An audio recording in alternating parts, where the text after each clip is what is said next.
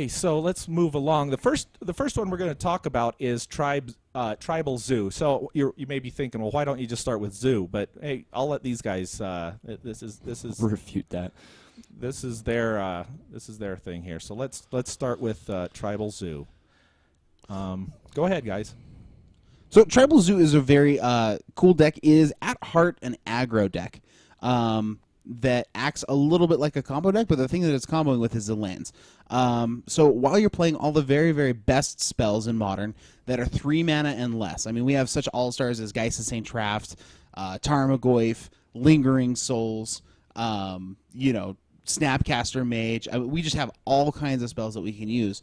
We are also trying to make a 5-color mana base so that when we use the card Tribal Flames, if we could pull that one up, that it will be able to hit for 5 damage, because Domain asks that you have one of each kind of basic land on the battlefield, and for each one of those it'll deal an additional damage, right? Basic land type, yeah. Yeah. And so the idea is, like, for 2 mana, you can deal up to 5 points of damage. And with the Snapcaster Mages, that's 10 damage.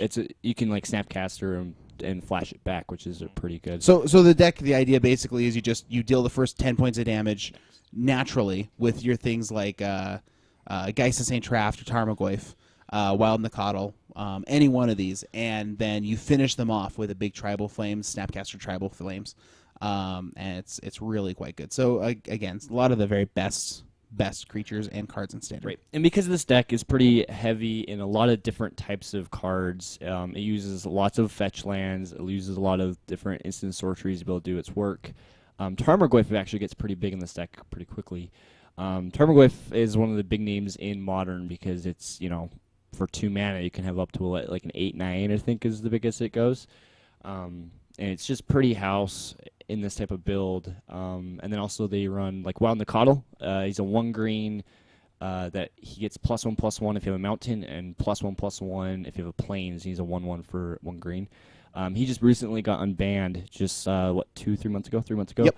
So like he is basically like what the deck is built around is him, because he's kind of an all-star, if you will.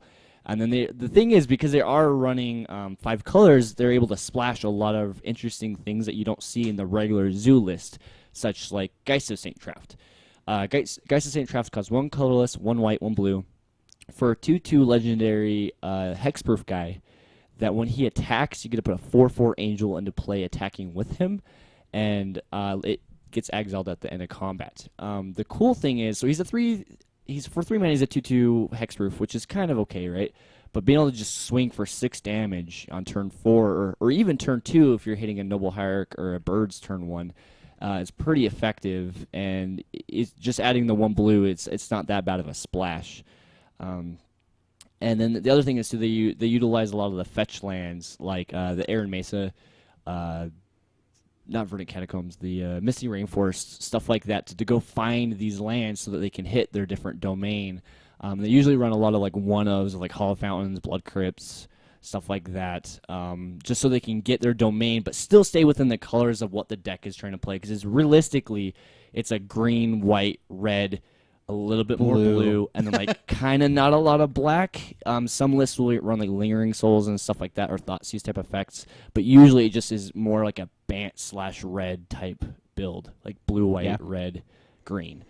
And the 12 fetch mana base really is what allows that to just do whatever it wants to with its mana. Yeah, it's kind of crazy. It's a really fast, mean, angry aggro deck. It's pretty expensive to build, even, but infinite dollars. So when I hear Tribal Zoo, I'm thinking, okay, tribal. Like, I didn't think it was a card, the Tribal Flames card that was making it tribal. I thought it was like based because of the tribal stuff from Lorwyn, right? Exactly. Like, yeah. But no, it's the tribal. This is what's making this into a different deck than just a traditional Zoo. Correct. And I've also heard this deck just referred to as Tribal Flames before. Yeah, that's okay.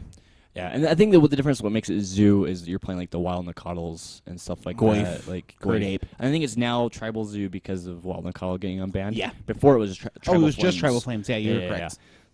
And that's the weird thing about Modern, is they change names based on what cards and stuff. And it's one of those things that once you kind of start following a lot, it starts making sense. But getting right into it is kind of hard, which is why we're here helping you out with it.